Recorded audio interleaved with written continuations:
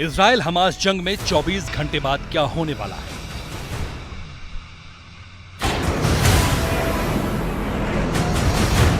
क्या 24 घंटे के बाद हमास के एंड गेम की शुरुआत होने वाली है?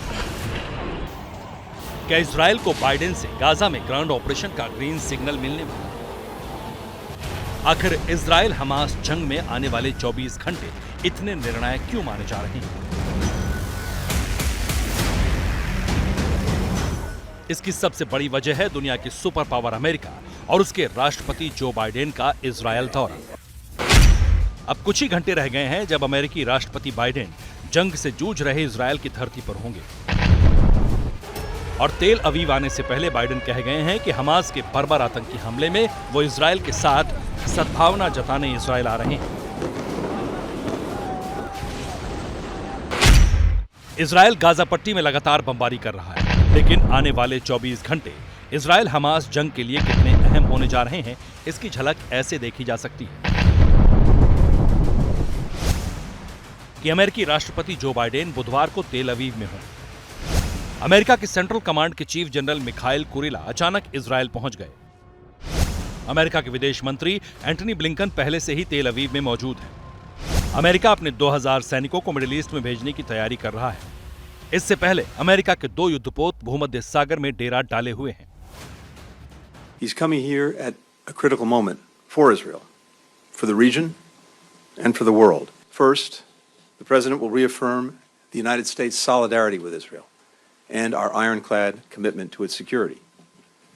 President Biden will again make clear, as he's done unequivocally since Hamas's slaughter of more than 1,400 people, including at least 30 Americans, that Israel has the right and indeed the duty to defend its people from Hamas and other terrorists and to prevent future attacks.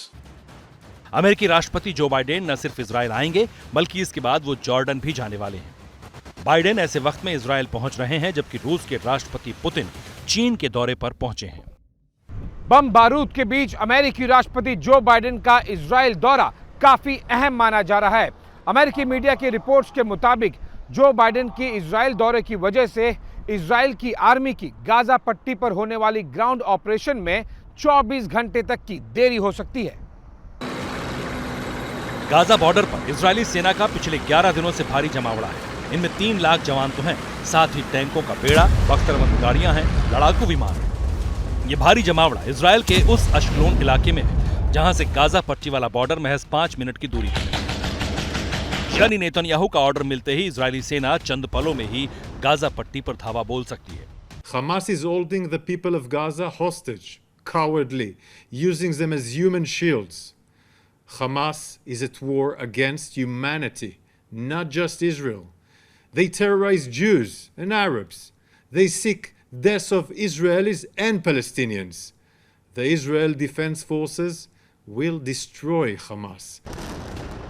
लेकिन Israel के सामने कई चुनौतियां हैं, जैसे करीब 11 लाख की आबादी वाले उत्तरी गाजा में ग्राउंड ऑपरेशन कैसे हो, हमास के शिकंजे से 199 बंधकों को सही सलामत कैसे छुड़ाया जाए और यह सुनिश्चित करना कि इजराइल हमास की जंग में कोई तीसरा पक्ष ना कूदने पाए।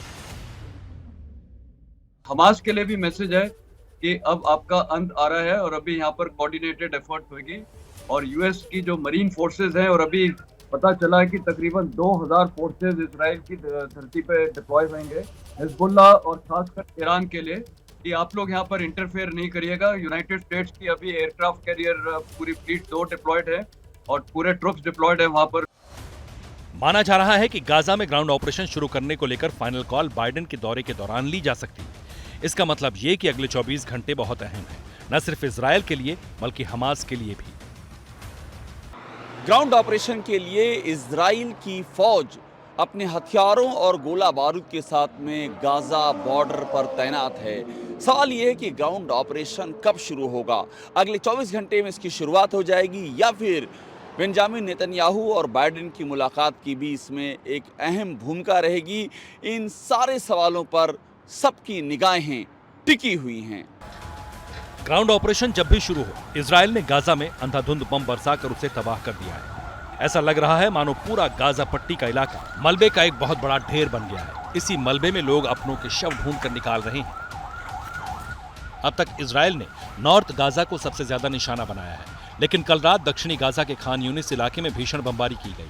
चारों तरफ तबाही के निशान हैं। लोग मलबे में अपनों के शव ढूंढ रहे हैं।